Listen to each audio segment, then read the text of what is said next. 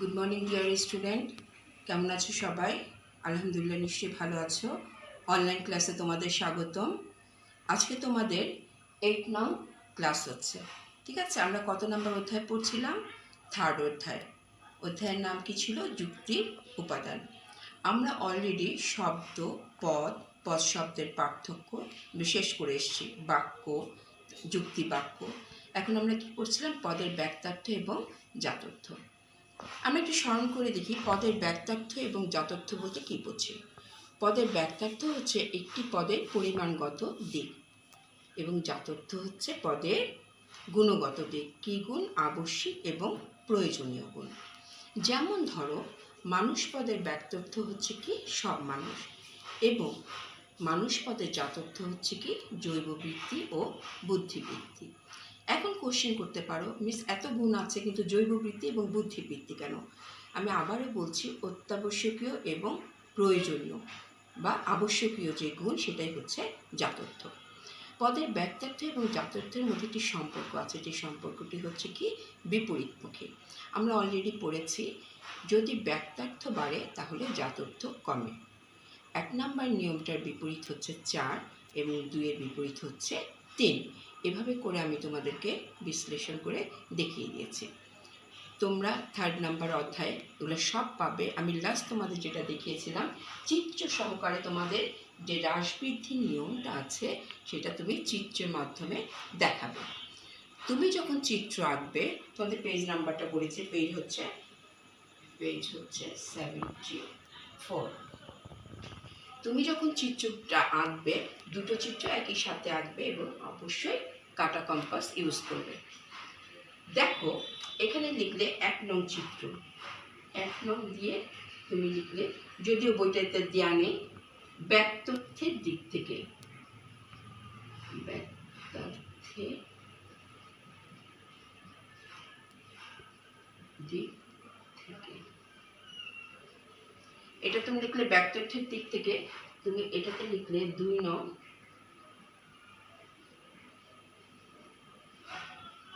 জাতর্থের দিক থেকে। ব্যক্তার্থের দিক থেকে সবচেয়ে বড় কি আমাদের মনে আছে? পরিমাণের দিক, অর্থাৎ পরিমাণের দিক থেকে সবচেয়ে বড় হচ্ছে কি? জীব। তাহলে আমরা সবচেয়ে বড় যে সার্কেলটা, সেখানে আমরা কি লিখব? জীব, ঠিক আছে? আচ্ছা, জীব পদের, এই সার্কেলের মধ্যে থাকবে আমাদের পদের নাম লেখা, এখানে থাকবে, বাইরে থাকবে ব্যক্তার্থটা। তাহলে জীব পদের, মানুষ পদের ব্যক্তার্থ যদি হয় সব মানুষ, জীব পদের ব্যক্তার্থ হবে কি? সব জীব, ঠিক আছে? তারপরে দ্বিতীয়তে কি আছে? জীবের পরে মানুষ, এটা হচ্ছে সব মানুষ। সবচেয়ে ছোট পদের ব্যক্তার্থ থেকে কি হচ্ছে আমাদের? সৎ মানুষ অথবা সভ্য মানুষ। বইতে যেহেতু সভ্য আছে, আমি সভ্যই লিখে দেখাচ্ছি। সভ্য মানুষ, এখানে হবে সভ্য মানুষ, ঠিক আছে? এখন দেখো, এতটুকু আমরা বুঝতে পেরেছি তো? অর্থাৎ সার্কেলের মধ্যে থাকবে তোমার পদের নাম, সাইডে থাকবে তোমার ব্যক্তার্থের নাম। আর ব্যক্তার্থ মানে হচ্ছে কি? পরিমাণ। যখন মানুষ লিখবে সব মানুষ, জীব লিখবে সব জীব, সভ্য মানুষ লিখেছ সব সভ্য মানুষ। এখন চলে যায় জাতর্থ। জাতর্থ দিক থেকে মনে আছে সবচেয়ে বড় কি? জাতর্থের দিক থেকে সবচেয়ে বড় হচ্ছে সভ্য মানুষ। তাহলে আমি প্রথমেই লিখব সভ্য মানুষ। এখানে কি হবে? জৈববৃত্তি, আমি হাফ হাফ করে লিখলাম, বুদ্ধিবৃত্তি প্লাস সভ্যতা। কেন এখানে সভ্য মানুষ সবচেয়ে বড় হচ্ছে? কারণ জাতর্থের দিক থেকে, মানে গুণের দিক থেকে সবচেয়ে বড় হচ্ছে সভ্য মানুষ। তার মধ্যে কি আছে? জৈববৃত্তি আছে, বুদ্ধিবৃত্তি আছে, সভ্যতা আছে, 3টি গুণ। তারপরে হচ্ছে মানুষ। মানুষ পদের কি ছিল? জৈববৃত্তি আর বুদ্ধিবৃত্তি, ঠিক আছে? আর এখানে কি ছিল? শুধুমাত্র জীব। কেন? জাতর্থের দিকে জীবের হচ্ছে সবচেয়ে কম, কি আছে জীবের? শুধুমাত্র যৌগবৃত্তি। আমরা বুঝতে পেরেছি? তাহলে তুমি এভাবে যদি পরীক্ষায় চিত্র চায় তবুও দিবে, না চায় তারপরেও দিবে, কেননা এইটার নিয়মটাই হচ্ছে তোমাকে চিত্রের মাধ্যমে বোঝাতে হবে। অর্থাৎ একটা বাড়লে একটা কমে, একটা কমলে আরেকটা বাড়ে। এখন দেখো বইটি দেখো 74 নাম্বার পেজে দেওয়াই আছে, ব্যাক্তার্থের পরিধি বাড়লে জাতর্থের পরিধি কমে যায় এবং জাতর্থের পরিধি বাড়লে ব্যাক্তার্থের পরিধি কমে যায়, এবং এর থেকেই দেখা যায় যখন একটি বৃহত্তর হয় আরেকটি হয় ক্ষুদ্রতর, বা একটি যখন ক্ষুদ্রতর হয় আরেকটি হয় বৃহত্তর। তোমরা অবশ্যই কী করবে, একটু বোর্ডের কোশ্চেন জোগাড় করবে, বা বইয়ের পিছনে তো বোর্ডের কোশ্চেন দেওয়া আছে, কী ধরনের কোশ্চেন আসছে এই চ্যাপ্টার টপিক্সের উপরে দেখে নেবে, ঠিক আছে? এখন আরেকটা কোশ্চেন তোমাদের আসবে যে এটা কি সব ক্ষেত্রে প্রযোজ্য, বা এটার কোনো সীমাবদ্ধতা আছে, বা এটা কি একমুখী? তোমরা তো অবশ্যই শিখে গেছো এটা একমুখী না, ঠিক আছে? কেননা এটা হচ্ছে কি বিপরীতমুখী। একমুখী কি? একই সাথে, মানে একটা বাড়লে আরেকটা বাড়বে। একমুখী কোনটাকে বলে? যেটা হবে যেমন তাপমাত্রা যত বাড়ে পারদ তত উপরে ওঠে, এটা হচ্ছে একমুখী। আর এটা হচ্ছে বিপরীতমুখী, মনে রেখো। তাহলে কোশ্চেন হবে 3 ধরনের, এটা কি একমুখী? বলবে যে না একমুখী না। তারপরে বলবে এটা সীমাবদ্ধতা আছে, যে সীমাবদ্ধতা আছে, বা এটা হচ্ছে কি ত্রুটি, সীমাবদ্ধতা বা ত্রুটি বা সমালোচনা, যেটাই বলুক না কেন একই আনসার। চলো আমরা চলে যাই, এটা আমি তোমাদেরকে বই থেকে বুঝিয়ে দিচ্ছি। প্রথমে উদাহরণ দিয়ে আছে, দেখো পদের ব্যাক্তার্থ জাতর্থের হ্রাসবৃদ্ধির নিয়মটি অত্যন্ত গুরুত্বপূর্ণ বলে স্বীকৃত হলেও এর মধ্যে কিছু সীমাবদ্ধতা রয়েছে। অর্থাৎ এই হ্রাসবৃদ্ধির নিয়মটি একটি ভ্রান্ত ধারণার উপরে প্রতিষ্ঠিত। অর্থাৎ বলছে যে এই যে নিয়মটি এটা সব ক্ষেত্রে প্রযোজ্য নয়, আর এটা একটা ভ্রান্ত ধারণার উপরে প্রতিষ্ঠিত। অর্থাৎ কী পরিমাণ ব্যাক্তার্থ বাড়লে কী পরিমাণ জাতর্থ কমবে, বা কী পরিমাণ জাতর্থ বাড়লে কী পরিমাণ ব্যাক্তার্থ কমবে, এর কোনো নির্দিষ্ট সীমারেখা নেই। তাই প্রথমেই বলা হচ্ছে যে এটি কি বলছে, প্রথম নিয়মটা দেখো, একক পদের ক্ষেত্রে প্রযোজ্য নয়। কেননা একক পদকে যদি তুমি বাড়িয়ে বা কমিয়ে দাও তাহলে তার কি থাকে না, এখানে দেখো সেখানে একটা নতুন পদের সৃষ্টি হয়। পেজ নাম্বার হচ্ছে 74, এখানে 3টা পয়েন্টস দেওয়া আছে। আমি তোমাদেরকে 3টা পয়েন্টসের জাস্ট উদাহরণগুলো বলে দিচ্ছি, তোমরা ডিটেলসটা পড়ে ফেলবে। বলছে যে একক পদের ক্ষেত্রে প্রযোজ্য নয়। একক পদটা কি বলছো? চন্দ্র, চাঁদ কয়টা? একটা না? আচ্ছা, সূর্য কয়টা? একটা না? অর্থাৎ এই যে এক একটা পদ, চাঁদ বা সূর্য, এটা কিন্তু একটাই আছে। এসব পদের ক্ষেত্রে এটা কখনোই প্রযোজ্য হয় না। এখন ধরো তুমি চাঁদ বাড়িয়ে দিলে, চাঁদের সাথে চাঁদ বাড়িয়ে দিলে তুমি কি কমাবে? ঠিক আছে, মানে একক পদের ক্ষেত্রে এক কথা, একক পদের ক্ষেত্রে প্রযোজ্য নয়। যদি প্রয়োগ করা হয় তাহলে নতুন আরেকটা পদের সৃষ্টি হয়। সেকেন্ড বলছে যে অনেক সময় পদের ব্যাক্তার্থ বাড়ে কিন্তু নির্দিষ্ট পরিমাণ জাতর্থ কমে না। যেমন ধরো প্রতিদিন পৃথিবীতে কত জনসংখ্যা বাড়ছে না, লোক সংখ্যা কী হচ্ছে, পৃথিবীতে প্রতিদিনই দৈনন্দিন প্রতি সেকেন্ডে কত করে মানুষের জন্ম হচ্ছে, তাহলে কী হচ্ছে, মানুষের পরিমাণ জন্মের বৃদ্ধি পাচ্ছে, ব্যাক্তার্থ পাচ্ছে। কিন্তু মানুষের, তাই বলে কি মানুষের বুদ্ধি কমে যাচ্ছে? জাতর্থ হচ্ছে কি জৈব বৃদ্ধি আর বুদ্ধিবৃদ্ধি। তার অর্থ এই না যে মানুষের পরিমাণ বাড়ছে বলে মানুষের জাতর্থটা কমে যাচ্ছে, ঠিক আছে? আরেকটা হচ্ছে কি পরিমাণ জাতর্থ বাড়লে কি পরিমাণ ব্যাক্তার্থ কমে। ধরো একটা হীরার একটা নতুন গুণ আবিষ্কার হলো, হীরার তো অনেকগুলো গুণ আছে, ধরো একটা নতুন একটা গুণ আবিষ্কার হলো, কিন্তু তার অর্থে যে পৃথিবীতে কি যে পরিমাণ হীরক আছে বা হীরা আছে তার পরিমাণটা কি কমে যাবে? বা হীরার উদাহরণ না দিয়ে তুমি পর্বতের উদাহরণ দিতে পারো, নতুন একটা পাহাড় আবিষ্কার হলো, ঠিক আছে, তাহলে সংখ্যা বাড়লো কিন্তু এর গুণটা কি কমে যাবে? অর্থাৎ তোমার মূল কথা হচ্ছে এখানে 3টা উদাহরণ আছে। একটা হচ্ছে একক পদের ক্ষেত্রে প্রযোজ্য নয়, সেকেন্ড হচ্ছে ব্যাক্তার্থ বাড়লেও যে পরিমাণ ব্যাক্তার্থ বাড়বে নির্দিষ্ট পরিমাণ জাতর্থ কমে না। থার্ড নাম্বার হলো যে পরিমাণ জাতর্থ বাড়ে সেই পরিমাণ ব্যাক্তার্থ কমে না। তথাপি এটা কি একেবারেই গুরুত্বহীন? পরিশেষে বলবে যে না, একেবারে গুরুত্বহীন নয়। যুক্তিবিদ্যার ক্ষেত্রে এর যথেষ্ট গুরুত্ব রয়েছে, পদের ব্যাক্তার্থ জাতর্থ, তবে কিছু কিছু ক্ষেত্রে সীমাবদ্ধতা রয়েছে বা ত্রুটি লক্ষ্য করা যায়, তার কিছুটা উল্লেখ করা হলো। তাহলে আমরা এখন কি শেষ করলাম? পদের ব্যাক্তার্থ জাতর্থ কাকে বলে, এর হ্রাসবৃদ্ধির নিয়মটি। এটি তোমরা কোনো বছরই বাদ দেয় না, প্রত্যেক বছরই এই কোশ্চেন আনসারটা আসে। সুতরাং তোমাদের এটা এত এত এত ইম্পর্টেন্ট তোমরা যদি এখন থেকে মনোযোগী না হয় এবং এই ব্যাক্তার্থ জাতর্থ আমি পুরাটা বই যখন পড়াবো একটা দুটো চ্যাপ্টার ছাড়া সব জায়গায় এটা কাজে লাগবে, তাহলে অবশ্যই আমি বিশ্বাস করি যে তোমরা গুরুত্ব সহকারে এটা পড়বে। ঠিক আছে? আর যদি না বুঝতে পারো তোমরা কমেন্ট বক্সে জানাবে আমাকে। ঠিক আছে? তাহলে আমি চলে যাব এর পরের টপিকসে। ঠিক আছে? আচ্ছা, এখন আমরা চলে যাব যে এটা কি আসলেই কোনো গুরুত্ব আছে, অর্থাৎ পদের ব্যাক্তার্থ এবং জাতর্থের গুরুত্ব। এখানে দু তিনটা টপিকস আছে, দু তিনভাবে কোশ্চেনটা আসতে পারে। আগেই জেনে নাও তোমরা ব্যাক্তার্থ ও জাতর্থের গুরুত্ব এবং এর উপর ডিপেন্ড করে, অর্থাৎ পদের ব্যাক্তার্থ এবং জাতর্থের উপর ডিপেন্ড করে দুটো পদ গঠিত হয়। একটা হচ্ছে জাতর্থক পদ, আরেকটা হচ্ছে অজাতর্থক পদ। তোমাদের প্রথমে এখানে 1 নম্বরে কোশ্চেন আসবে বা 2 নম্বরে, জাতর্থক পদ বলতে কি বোঝো? জাতর্থক বলতে কি বুঝো? আমি আবারও বলছি, পদের ব্যাক্তার্থ এবং জাতর্থের উপর ডিপেন্ড করে দুটো পদ গঠিত হয়। জাতর্থক পদ কাকে বলে দেখো, যার ইংরেজি শব্দটা তোমরা সাথে সাথে যখনই তোমরা যে টপিক্সটা পড়বে ইংরেজি শব্দগুলো সিলেবাস ভাঙিয়ে পড়ে ফেলবে। জাতর্থক কনোটেটিভ, অর্থাৎ কি বলছে দেখো, যে পদে, আমি এখানে অ্যান্সারটা দিই, যে পদের ব্যাক্তার্থ ও জাতর্থ উভয়ই আছে, অর্থাৎ যে পদের ব্যাক্তার্থ প্লাস জাতর্থ দুটোই থাকবে। অর্থাৎ জাতর্থক পদের মধ্যে কি আছে? ব্যাক্তার্থ আছে, জাতর্থ আছে।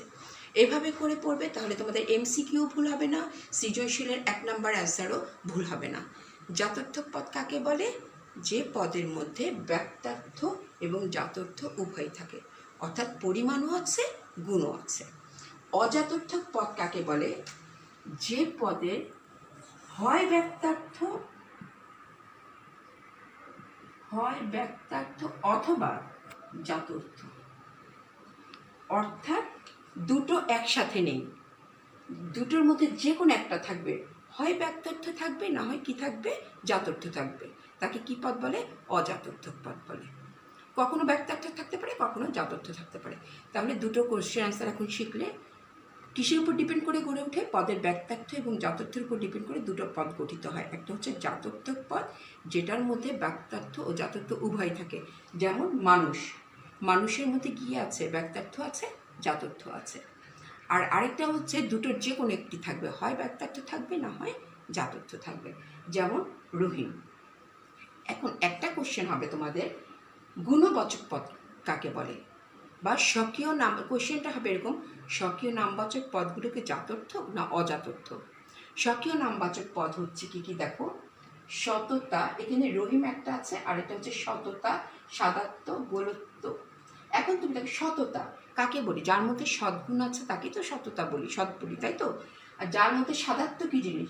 যার মধ্যে সাদা রঙটা আছে। গোলকত্ব কি? যে জিনিস গোলাকার। এখন বলা হচ্ছে এগুলোর মধ্যে কোনো ব্যাক্তার্থ নেই, এগুলো হচ্ছে শুধুমাত্র জাতর্থ আছে, অর্থাৎ গুণ আছে। এখন কোশ্চেন করবে এরকম ওয়ার্ডগুলো দিয়ে তোমাদেরকে, এটা কি জাতর্থক না অজাতর্থক? জাস্ট এখন ব্রেনে ফেলে দাও, এগুলো অজাতর্থক।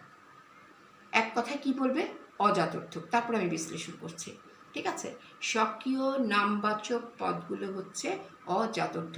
বইয়ের ভিতরে পেয়ে যাবে তোমরা স্বকীয় নামবাচক পদ কাকে বলে। ঠিক আছে? 3য় অধ্যায়ে দেওয়া আছে, ছোট ছোট করে একটু পরে যখন আমি পড়াবো দেখিয়ে দেব স্বকীয় নামবাচক পদ কী কী। এখন কোশ্চেন হচ্ছে এগুলো কি সত্যি জাতর্থ? বলবে যে না, এগুলো অজাতর্থ।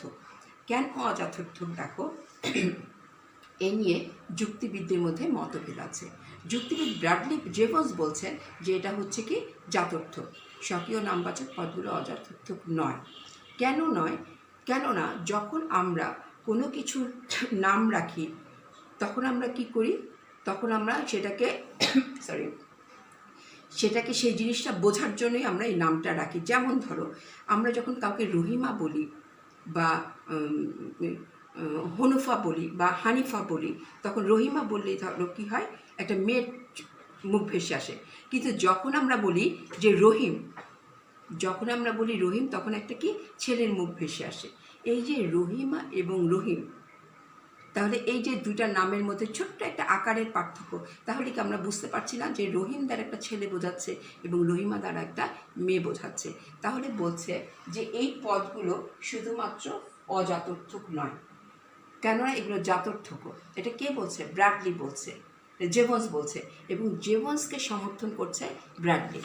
ব্র্যাডলি বলছে যে জেভন্সের কথা সঠিক, কেননা স্বকীয় নামবাচক পদ দ্বারা প্রথমে আমরা কোনো কিছুকে আইডেন্টিফাই করার জন্য ব্যবহার করি। যেমন ধরো, তোমাদেরকে যদি বলি ইংল্যান্ড, ইংল্যান্ড বলে ইংল্যান্ডের একটা রূপ আমাদের মুখে ভেসে আসে।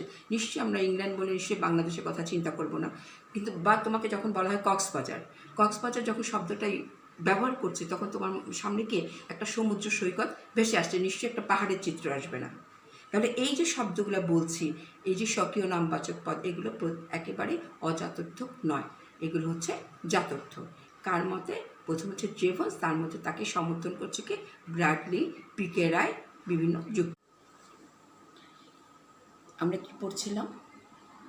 জেভন্সকে অনুসরণ করছেন কে? ব্র্যাডলি, বোসাঙ্কয়েট, কারভেট্রি। অর্থাৎ তারা কি মনে করছেন? তারা মনে করছেন যে স্বকীয় নামবাচক পদগুলো হচ্ছে কি? জাতর্থক। অর্থাৎ এটার মধ্যে কি আছে? ব্যক্তার্থ আছে এবং জাতর্থ আছে। কিন্তু এর তীব্র বিরোধিতা করছে কে? যুক্তিবিদ মিল। যুক্তিবিদ মিল বলছেন যে স্বকীয় নামবাচক পদগুলো আসলে হচ্ছে কি? এগুলোর ব্যক্তার্থ আছে কিন্তু জাতর্থ নেই, অর্থাৎ এগুলো অজাতর্থ। আর এগুলো আমরা কেন ব্যবহার করি? একটা বস্তু থেকে আরেকটা বস্তুকে আলাদা করার জন্য, অর্থাৎ চেনার জন্য। যেমন ধর, আমার নাম ফারা, তা কেন ফারা রাখা হলো? আমার অন্যান্য ভাই বোন থেকে আমাকে আলাদা করার জন্য। এটা হচ্ছে যুক্তিবিদ মিলের কথা, যে আমরা একটা বস্তুকে বা একটা জিনিসকে নামকরণ করি কিসের জন্য? আরেকটা বিষয় থেকে আলাদা করার জন্য। ঠিক আছে, কিন্তু ডক্টর পিকে রায় কী করেছেন? যুক্তিবিদ মিল এবং জেভন্সের উভয়ের যুক্তিকে, অর্থাৎ অজাতর্থক এবং জাতর্থক দুটোকে একসাথে করে বলছেন যে এটা একদিকে প্রথমে কি থাকে? প্রথমে থাকে অজাতর্থ, পরে এটা আস্তে আস্তে কী হয়ে ওঠে? জাতর্থক হয়ে ওঠে। অর্থাৎ সে বলছে স্বকীয় নামবাচক পদগুলো একদিকে জাতর্থক, আরেকদিকে অজাতর্থক। প্রথমে থাকে অজাতর্থক, পরে হয় জাতর্থক। এটা কার কথা? ডক্টর পিকে রায়ের কথা। কিন্তু পরিশেষে আসলে পিকে রায় কী করেছেন? গোজামিল দিয়ে উভয়ের মধ্যে দ্বন্দ্বটাকে জোড়া দেওয়ার চেষ্টা করেছেন, কিন্তু আসলে পরিশেষে আমরা বলবো যে স্বকীয় নামবাচক পদগুলো অজাতর্থক। তবে এই কথাটা মনে রাখবে, গুরুত্বহীন নয়।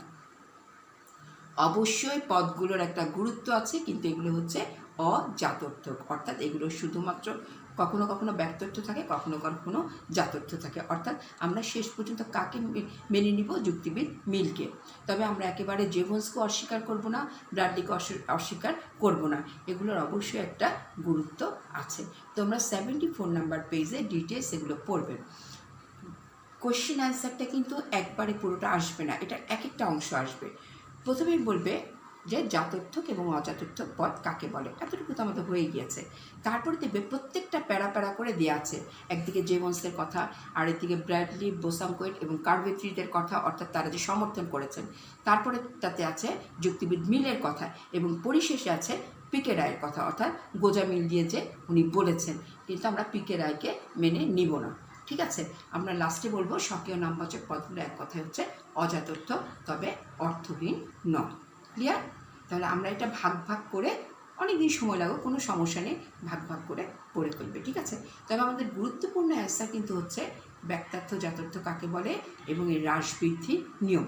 মানে এটা প্রত্যেকটা বছরই তোমাদের আসে 10 নাম্বারের, যেটা আমি গত ক্লাসে এবং এই ক্লাসে শেষ করেছি। আর হচ্ছে কি তার সীমাবদ্ধতা বা ত্রুটি।